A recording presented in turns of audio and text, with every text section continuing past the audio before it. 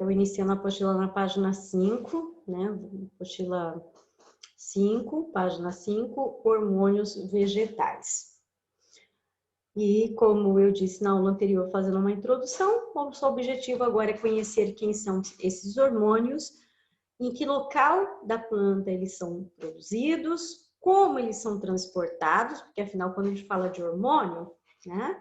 O hormônio ele tem que chegar num órgão-alvo de alguma maneira, não é? Então, nos animais, a gente sabe que ele é lançado na corrente sanguínea.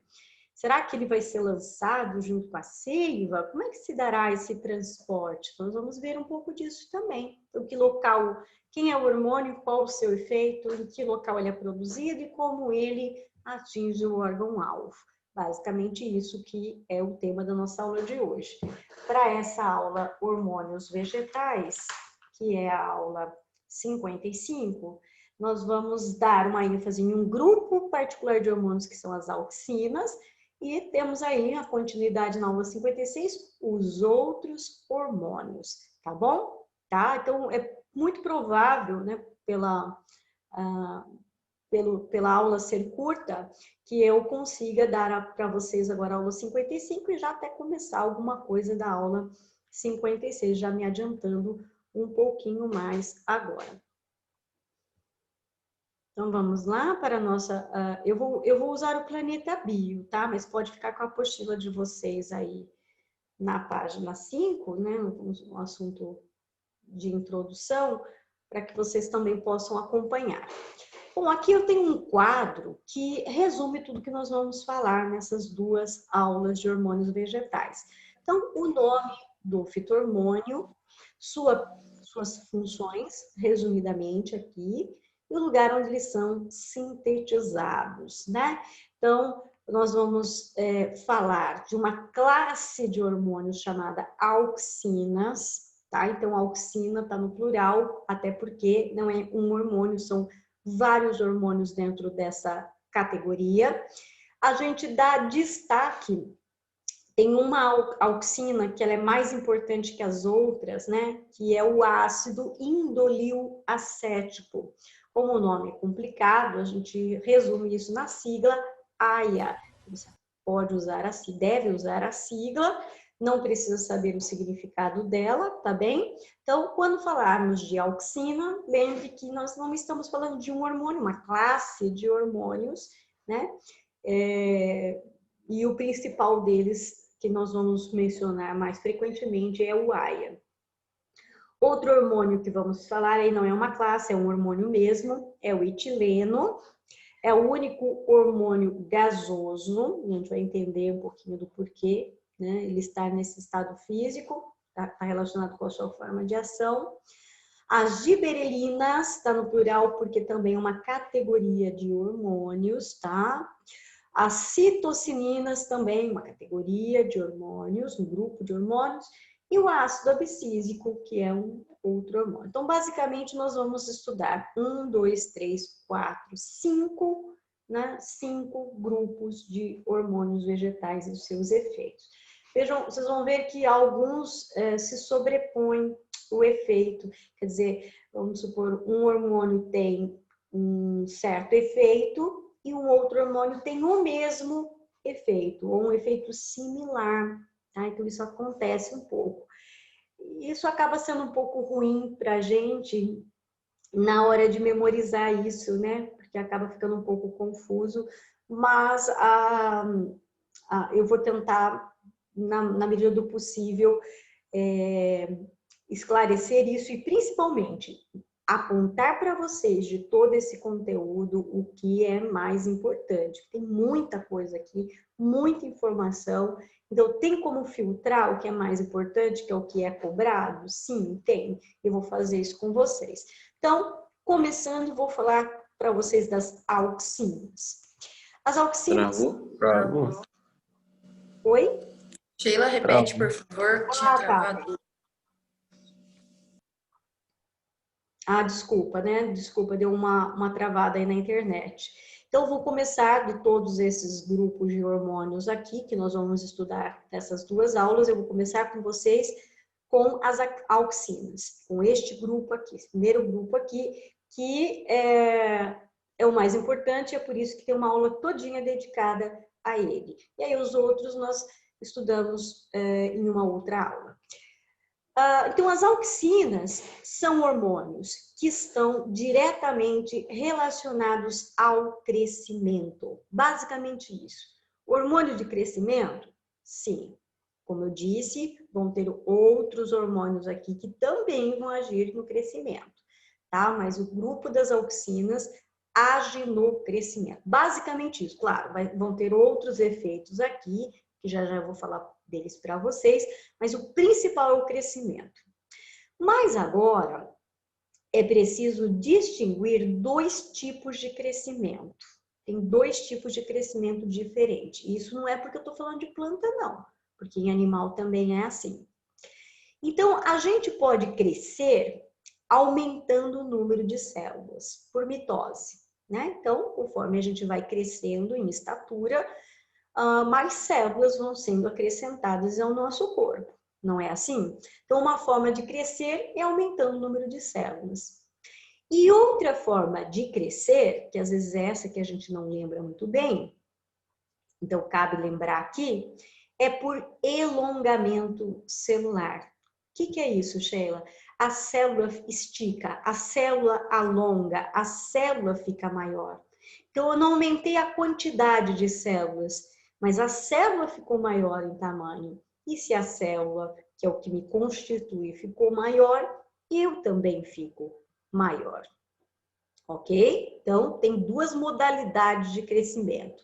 Então, as auxinas são hormônios que vão atuar no crescimento vegetal. Mas em algum tipo de crescimento particular? Sim, no crescimento por elongação ou alongamento das células, tá bom? Então, as auxinas não vão fazer mitose.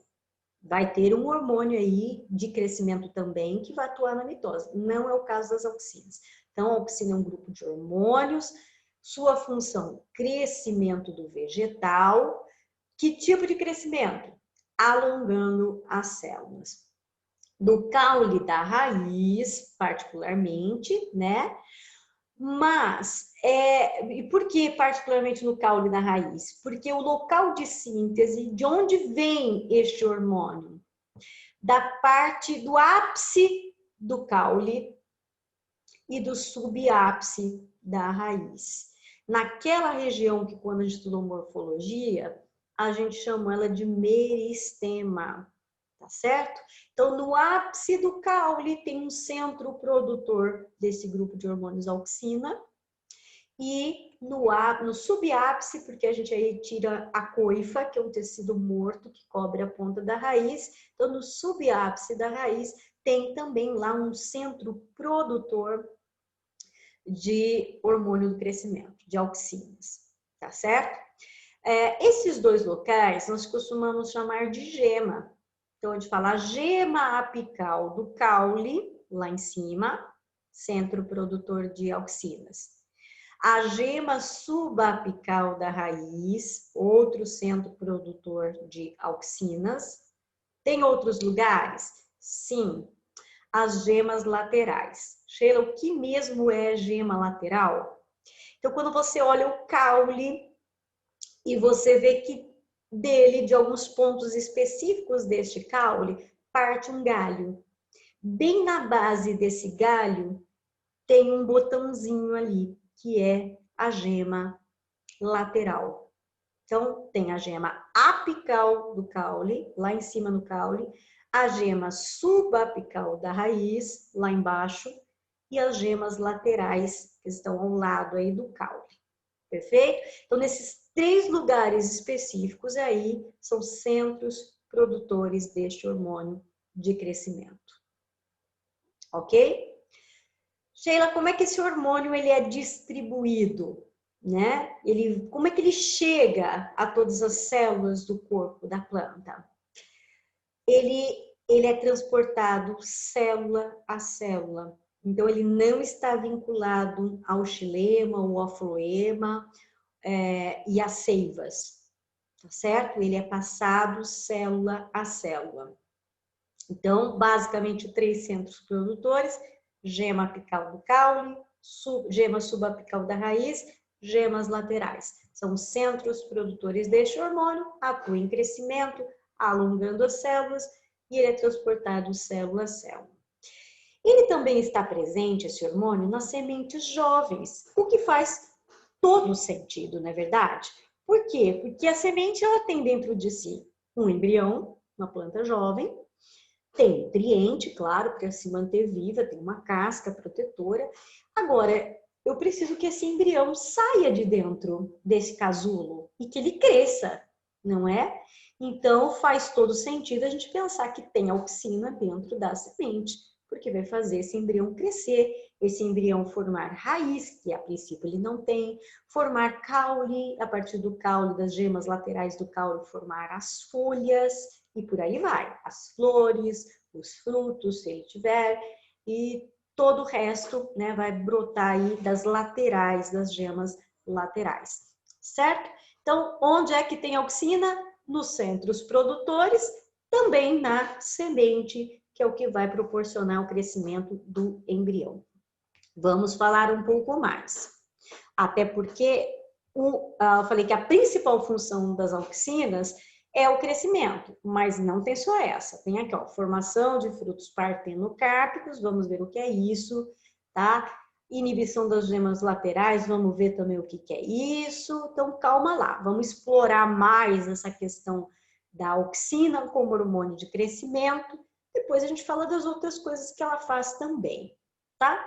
Então, aqui não é importante que vocês saibam o nome, né? O que significa a palavra AIA, muito menos a fórmula química da molécula, que é só curiosidade. Aqui só para mostrar a questão de quais são os principais centros produtores, né? E o fluxo aqui célula a célula, né? Que vai no sentido ápice, base. Então, daqui de cima para baixo, daqui de baixo para cima. Aqui ele não representa as gemas laterais, mas elas estariam aqui na base desse ramo, tá bom? Aqui, só para dar uma ideia, como é que seria um crescimento por elongamento, né? Então, a célula estica, não multiplica a quantidade delas, mas elas ficam maiores, certo? Bom, aqui eu vou falar meio que superficialmente, porque na verdade, esse slide eu vou explorar melhor na próxima apostila quando eu falar de movimento vegetal, tá bom? Então, por enquanto, eu vou passar meio rápido aqui. As auxinas, e agora eu vou me referir principalmente a essa auxina que é o AIA, elas têm um comportamento que os livros, né, descrevem como fuga, entre aspas, do AIA. É como se o AIA não gostasse da luz e ele foge da luz. Então, cada vez que eu ilumino uma planta, a auxina migra para o lado oposto à luz, certo? Então, o que acontece? Eu vou concentrar aquele hormônio do lado oposto. Olha só, então vamos supor aqui a auxina o AIA tá distribuído uniformemente, e aí eu vou iluminar aqui do lado direito. Então, vamos acender a lâmpada. Iluminando o lado direito, o hormônio migra para o lado esquerdo. Como ele é um hormônio do crescimento, a maior concentração desse hormônio do lado esquerdo faz esse lado esquerdo crescer mais do que o direito. Consequentemente, a planta curva para o lado em direção à luz. O que faz todo sentido, não é?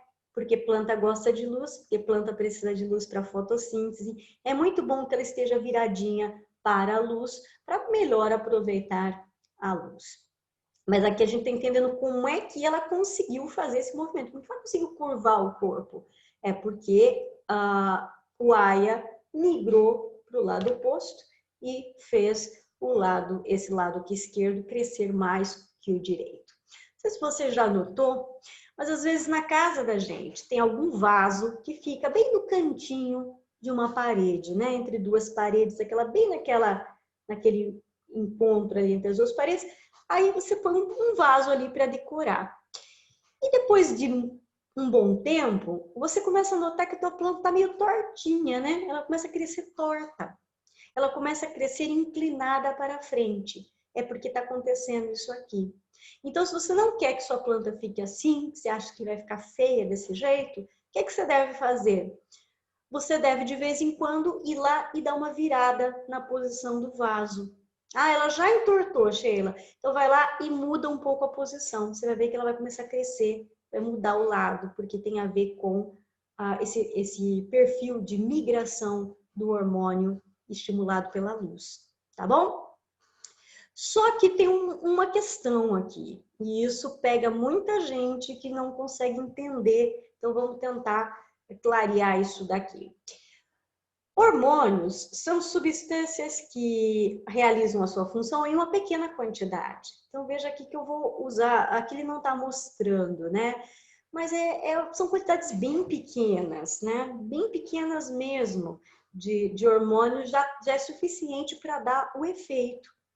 Acontece que esse gráfico mostra o que para a gente? Que a concentração ótima de hormônio que favorece o crescimento do caule acaba inibindo a raiz. Em outras palavras, para a raiz crescer, ela precisa de uma concentração menor do hormônio, né? Então, uma concentração baixa do hormônio estimula o crescimento da raiz. Para o caule crescer, já precisa de uma concentração maior, tá bom? Tem gráficos, não sei se é o caso da apostila de vocês, na página 7, ele mostra que entre a raiz e o caule, ele coloca uma terceira curva aqui e fala das gemas laterais, ou seja, seria intermediário. Então, uma concentração bem baixinha estimula o crescimento da raiz. Uma concentração média estimula o crescimento dos galhos, crescimento lateral, e uma concentração um pouco mais alta é aquela que estimula o crescimento da raiz. Então, veja aqui, o caule e a raiz respondem de formas diferentes ao AIA. Uma concentração ótima para o caule é inibitória para a raiz, né? E vice-versa, tá bom? Eu vou explorar mais isso aqui em termos de movimento vegetal depois. Tem um experimento, na apostila de vocês, ele está parcialmente descrito aqui na página 6, né? Então, um certo cientista fez o seguinte experimento, e ele aparece muito nos exercícios, viu? Descreve-se no enunciado o experimento e pede para você analisar, para você dizer qual será o resultado, tá bom? Então, eu tenho aqui uma planta em que ela não foi podada. Uma planta podada, essa planta podada, o que a gente tirou dela? Esse ápice, a gema apical. Lembra que é o centro produtor de hormônio do crescimento do caule, né? Então, se você tirou o centro produtor de hormônio do crescimento do caule, o que você imagina que vai acontecer com o caule? Ele não vai crescer, né? Tudo bem? Perfeito. Esse pedacinho aqui do ápice, a gente chama de coleóptile, né? Uns chamam de coleoptile, outros falam coleóptile, depende um pouco da tradução, aí alguns colocam acento, outros não, então a pronúncia pode variar, né? Você não vai dizer, é a Sheila que está falando errado, porque o outro professor que eu ouvi lá da aula do YouTube falou uma pronúncia diferente. Não, existem variações, tá? Então, o coleóptile, que é essa pontinha aqui, é o centro produtor deste hormônio do crescimento, tá? Então, primeiro eu deixei uma planta intacta, é o nosso controle. Outra planta, eu tirei o coleóptile, o centro produtor do hormônio. Nessa planta 3, eu tirei o coleóptile e coloquei um bloco de agar puro. Sheila, o que é o agar? O agar é uma espécie de gelatina, tá certo? Então, fez um bloquinho de gelatina e botou ali em cima, né? Só que na planta 4, eu coloquei o bloco com agar aqui em cima, tirei o coleóptile, coloquei o bloco com agar, só que este bloco foi anteriormente deixado em contato com o coleóptile, ou seja, o hormônio fluiu do coleóptile para o bloco. Então, esse daqui não é um bloco de agar só, né? É um bloco que tem o agar, a gelatina, mas tem aia aqui nele. Tá bom? Quem está fazendo esse experimento está pensando em quê? Ele está pensando em responder a seguinte pergunta: o que faz a planta crescer? É a ponta ou é o que está dentro da ponta, que é o hormônio? A gente já sabe a resposta, né? Mas a gente vai confirmar aqui com esse experimento. E por que ele coloca um bloco de agar puro? Só para confirmar que o agar não interfere em nada. Já pensou se o agar puro fizesse alguma diferença? Não servia para o experimento, né? Então, é um outro tipo de grupo controle. E aqui no 5 e 6, ele vai brincar com a coisa. Ele coloca esse bloco de agar anteriormente em contato com o hormônio, né? Com a ponta, né? Com o coleóptile, para adquirir o hormônio. E coloca um bloco à direita e o outro bloco à esquerda, né? Então, a animação nos permite acelerar o tempo e ver o que vai acontecer. Olha só, que bonitinho. Planta com coleóptile cresce normalmente, afinal, é o coleóptile que produz o hormônio de crescimento do caule. Sem o coleóptile, nada de crescimento. Removi o centro produtor de hormônio, como é que eu quero que essa planta cresça, né? Não cresce.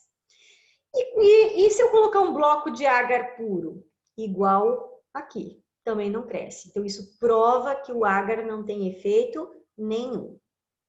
Beleza? Agora, aquele bloco de agar que tinha ficado anteriormente em contato com o coleóptile e adquiriu o hormônio, eu coloquei aqui e a planta cresceu. Então, eu já consigo responder minha pergunta. É a ponta que faz a planta crescer ou o hormônio que está na planta, na ponta? É o hormônio. Porque aqui não tem ponta, só tem o hormônio. E cresceu, tanto quanto essa. Então, é o hormônio que faz a diferença e não ter ou não ter a ponta. Bom, o bloco que ficou à direita fez a planta curvar para a esquerda. Por quê? Porque é hormônio de crescimento, então esse lado direito cresce mais do que o esquerdo, curva para a esquerda. E o contrário aqui, né? Eu concentrei o hormônio do crescimento do lado esquerdo, então esse foi o lado que cresceu mais, então a planta curva para a direita. Tudo bem? Tranquilo aqui com o experimento? Tá, então aqui nós já tivemos a ideia do papel das auxinas no crescimento, já está suficiente.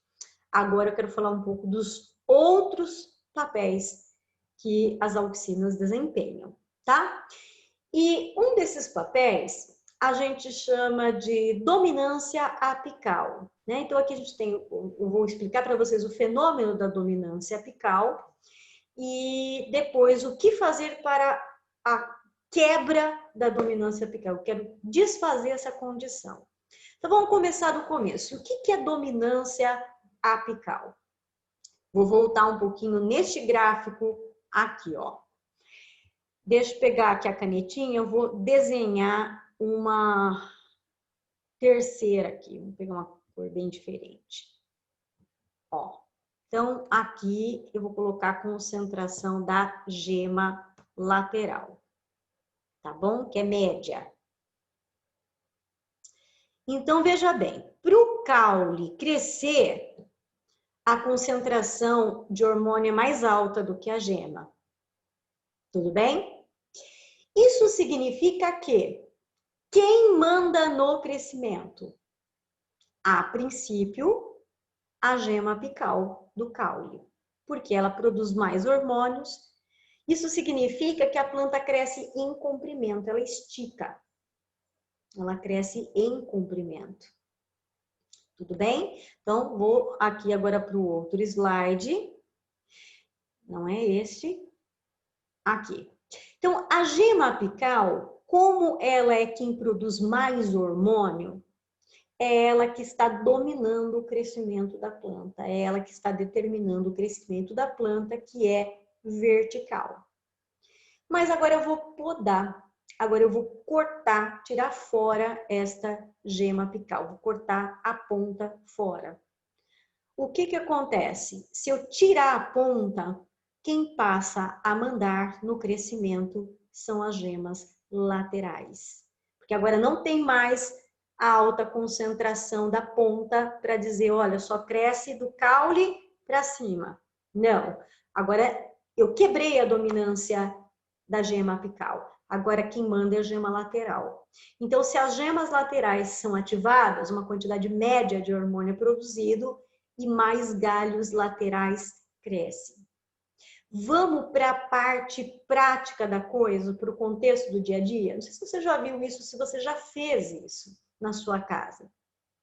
Às vezes a gente tem uma plantinha lá que a gente vê que nem tá tão bonitinha, né? Porque é pinheiro que é assim, né? Porque ele tá crescendo muito comprido, tá ficando muito fino, né? E o pinheirinho, até para lembrar um pouco mais o pinheirinho de Natal, né? Para ficar mais bonitinho, para decorar para o Natal, não fica bonito se fica uma reta assim, né? Eu quero dar uma encorpada nesse pinheiro. O que que você faz? Corta fora a ponta, poda, tira fora a ponta. O que acontece? Você ativa as gemas laterais e o pinheiro começa a crescer, ele começa a encorpar para os lados. Então é isso que se faz o processo de poda. Às vezes tem umas plantas que estão mirradinhas, bem fininhas, compridas. Corta a ponta que ela brota um monte de galho, né? Floresce mais porque as flores vêm desses ramos laterais, frutifica mais. Então, ela A gema apical não nasce de novo? nasce, aí nasce de novo, volta a mandar, volta a crescer só em comprimento, você pode tirar de novo. Isso, quem domina a arte do bonsai sabe bem disso, porque você tem que fazer a poda certa, na época certa, no lugar certo. Por que que a planta é naniquinha? Porque cada vez que ela vai tentar crescer, você tira a pontinha dela. E aí ela começa a crescer mais ali para os lados. Claro que não é só isso, tem muito mais. Limita-se luz, limita-se nutriente, né? Porque senão cresce o tamanho normal de qualquer planta. Ah, não, mas eu quero uma plantinha anã. Então você tem que limitar recurso. Então, bom, montar um bonsai não é fácil, não. Tem que estudar, tem bastante técnica, não é para qualquer um, né? Não é qualquer um que consegue fazer. Né? Tem gente que compra o bonsai e não consegue nem manter, né? Logo no próximo mês o bonsai está seco, morreu lá, porque não conseguiu nem cuidar do bonsai, que dirá, né, fazer um. Então envolve isso aqui, essas técnicas, tá? Então, mais uma vez, a auxina é um hormônio que promove o crescimento, essa é a sua principal função, mas ele também está relacionada com a dominância da gema apical, coisa que eu posso quebrar esse efeito, né? Criando mais ramos laterais, encorpando a planta com o processo de poda. Tudo bem? Vamos lá para o último efeito da auxina. A auxina, as auxinas também são responsáveis pela formação de frutos partenocárpicos. O que é isso? Bom, deixa eu falar na parte prática, depois a gente vai um pouco mais para conceito. Fruto partenocárpico é um fruto sem semente. Tem várias maneiras de fazer um fruto sem semente, e uma delas é essa daqui. Tá? Mas fruto partenocárpico é um fruto sem semente. Agora vamos para a parte um pouco mais técnica, explicar melhor isso aqui, tá? A partenocarpia, né, é aquele caso em que o descendente, ele não tem pai, ele só tem mãe. É o filho da mãe, lembra? Que é o caso do zangão. O nascimento de um zangão é uma partenocarpia. Por quê? Porque ele é fruto do desenvolvimento do óvulo. Não teve fecundação. Não teve a participação de um espermatozoide. Tá? Por isso que o zangão é haploide. Ele nasce de partenocarpia. Agora vamos lembrar da botânica. O que é a semente? A semente ela é formada da junção do gameta feminino, que é a oosfera, com o gameta masculino, não é? Aí forma a semente. Mas e se tiver só o gameta feminino? E se não tiver o masculino? Ou se eu impedir a chegada do masculino? Não vai ter semente. Só que, em tese, se não tiver semente, não tem fruto. Sabe por quê? Porque o fruto é o ovário desenvolvido, certo? O ovário, aqui, olha aqui o ovário da flor. Este é o ovário. Aqui é o óvulo. O óvulo forma a semente. O ovário forma o fruto. Então, quando ocorre a fecundação, formou a semente, os hormônios auxina começam a ser produzidos e isso faz o ovário logo após crescer. Então, depois da fecundação, formou a semente, os hormônios auxina vão fazer o fruto crescer, desenvolver o ovário, crescer o fruto. Tá, mas eu quero fazer um fruto sem semente. O que eu posso fazer? Primeiro, eu pego aquela flor, envolvo ela, por exemplo, num saco plástico, impedindo que o pólen de qualquer planta caia ali. Então, vou isolar essa flor, não vou permitir que ela seja fecundada pelo pólen de ninguém, tá? Tira fora o pólen. Então, se não vai fecundar, não vai ter semente. Só que eu vou, né, porque o AIA é um hormônio líquido, tá? Então, a gente pega um pincel, molha no hormônio AIA e pincela o ovário da flor. Então, um mecanismo artificial. O homem está interferindo no processo aqui. Ele passa o AIA no ovário. O que o ovário faz? Cresce. Mas tem semente dentro? Não. Então, naturalmente, o ovário só cresceria formando fruto após a fecundação, a formação da semente. Esse é o processo natural. Mas aí o homem falou assim, não, mas eu quero um fruto que não tenha semente, né? Então, o que ele faz? Primeiro, ele impede a polinização e depois ele aplica AIA no ovário da flor. E aí o ovário vira fruto e um fruto que não tem semente. Esta é a técnica usada para melancia sem semente, para uva sem semente e outros aí que a gente vê alguns frutos sem semente. Claro, não é a única forma de produzir um fruto sem semente. Você pode interferir na genética, né? Você, ao invés de um fruto diploide, você fizer um fruto triploide, ele também não vai ter semente, tá? Então, tem vários jeitos, mas o que se aplica aqui ao assunto da nossa aula é esse aqui. É usar o AIA em uma técnica para produzir frutos sem semente.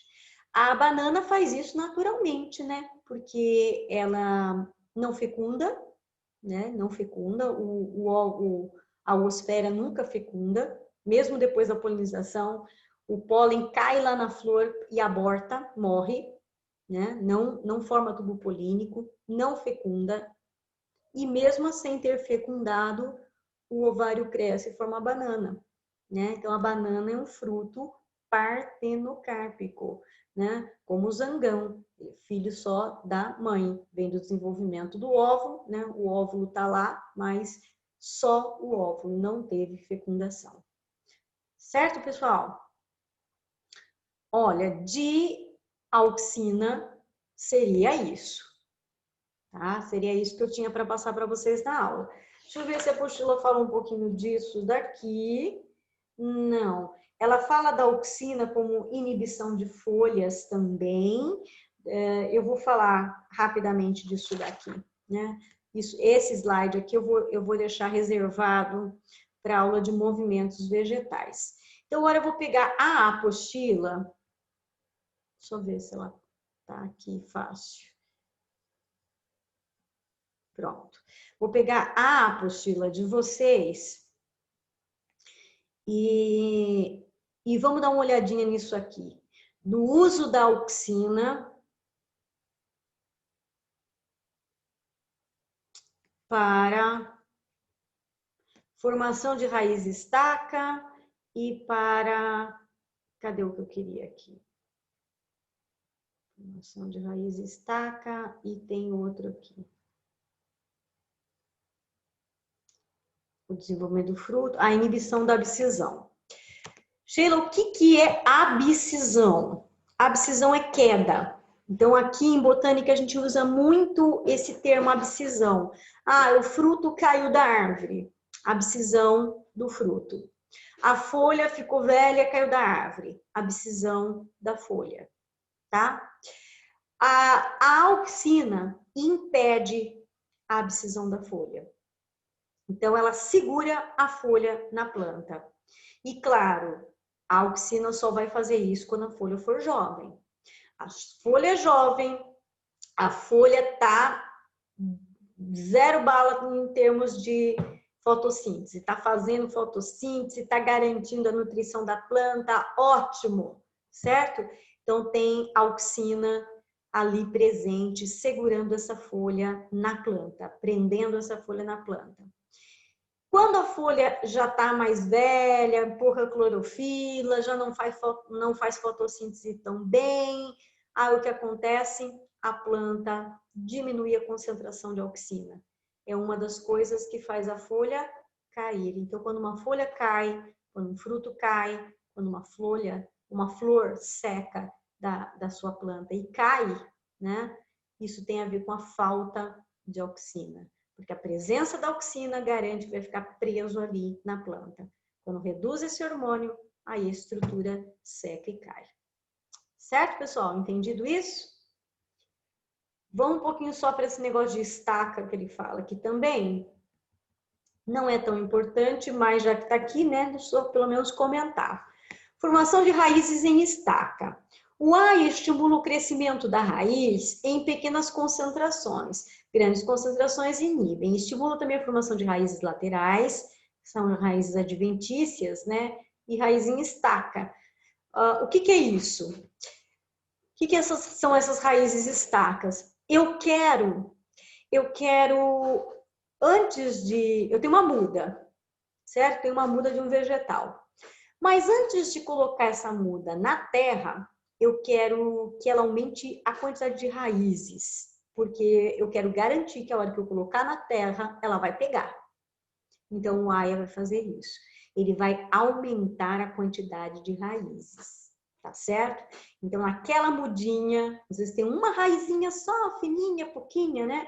Então, ó, tem uma mudinha aqui, e aí, ó, um monte de raiz. Sabe, a orquídea a gente vê muito isso, né? Tem os galhos e, de repente, no galho, começa a sair um tufo de raiz. Você fala, opa, tem uma muda aqui, né? Pode cortar, separar e plantar em outro lugar. Então, essas são as raízes estacas. O que está fazendo esse galho produzir raiz, né? O que está fazendo essa estrutura enraizar? O AIA, tá bom?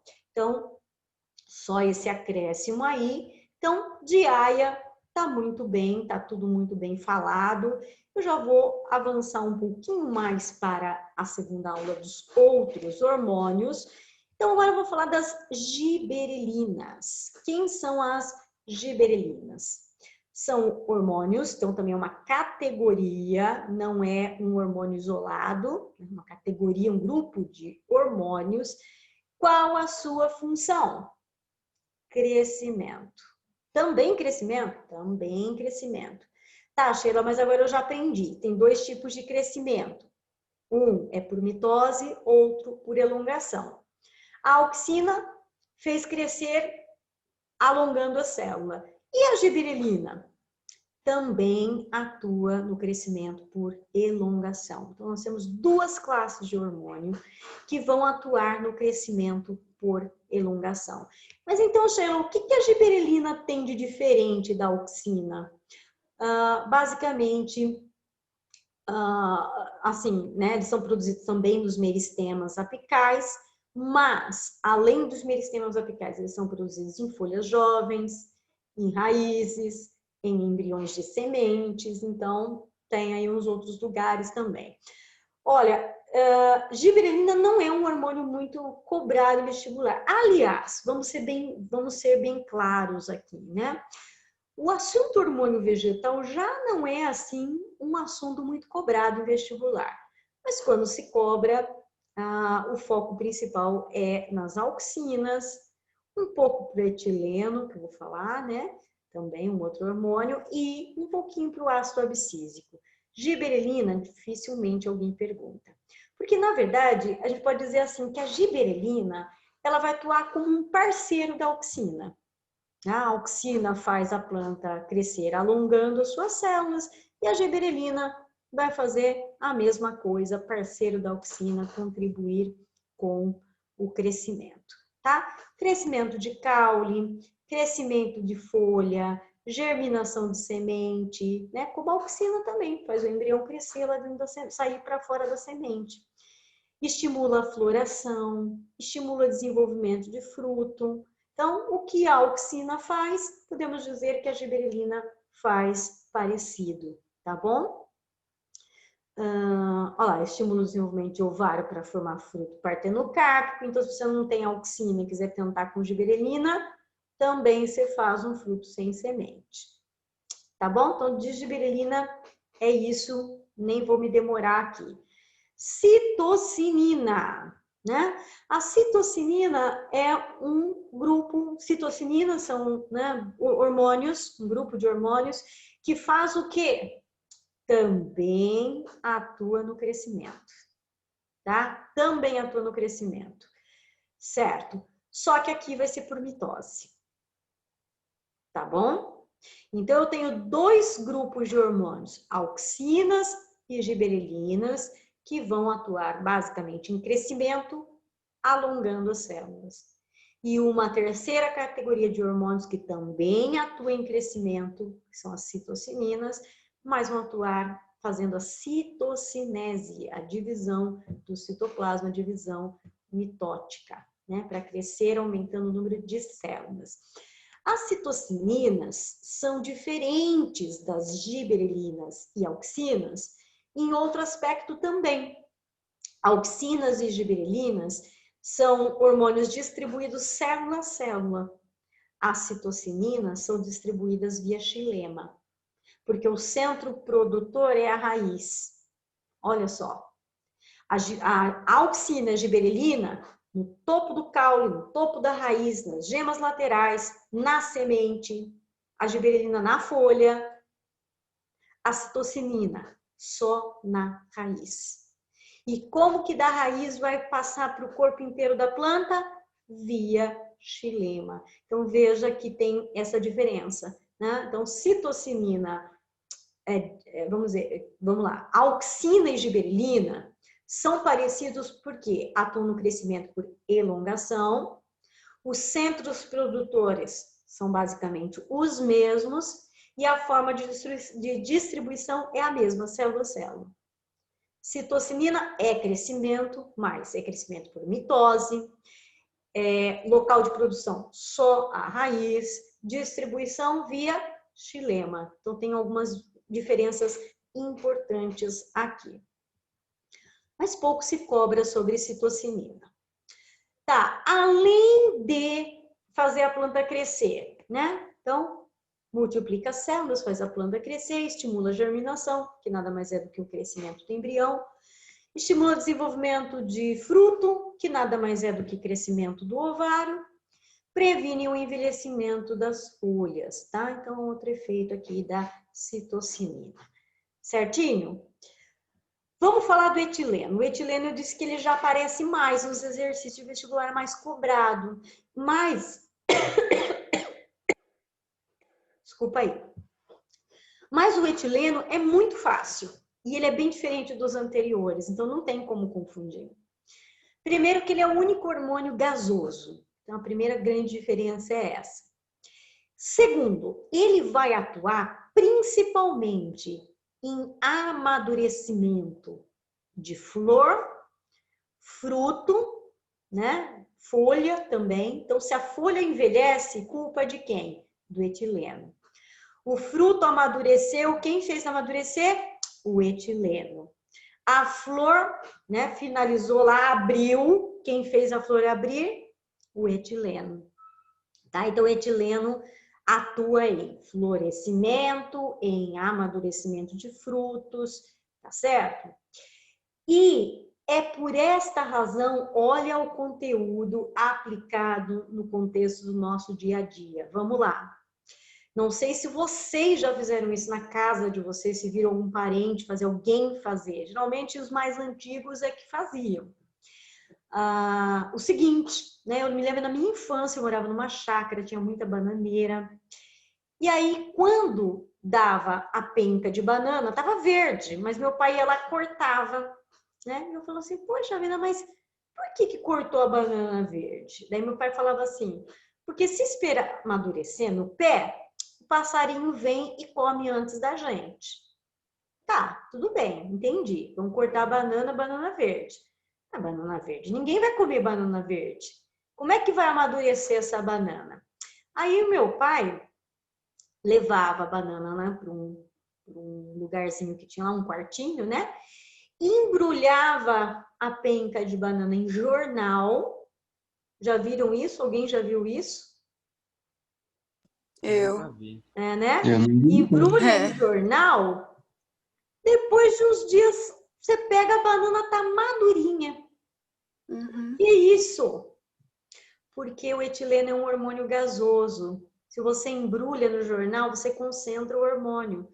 Se ele é gasoso, ele dissipa para o ambiente.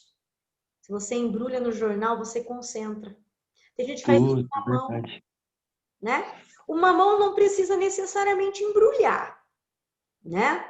O mamão, tem gente que faz o seguinte, pega o mamão, compra o mamão verde, né? E risca ele. Ah, isso aí eu já vi. Por quê? Porque toda vez que você fere o fruto, ele começa a liberar etileno. E aí, o que acontece depois de uns dias? O mamão tá madurinho, pronto para comer. E é Puta por esta merda. razão também que se você bater uma fruta, logo ela Ah, estraga. Então, vamos supor, você comprou pera. Pera que é um negócio delicado pra caramba, né? E às vezes no levar do mercado para tua casa, chega lá e, puxa vida, bateu. Essa você vai ter que comer logo. Porque se você não comer, logo ela apodrece. caraca. Chupou um fruto, ele começa a liberar mais etileno. Então amadurece mais Por quê? rápido. Certo? Por que que ele libera etileno quando machuca? Porque o etileno é um hormônio de envelhecimento. Então, vamos supor, estragou. Estragou, então ele Ah, tem envelhecimento. entendi.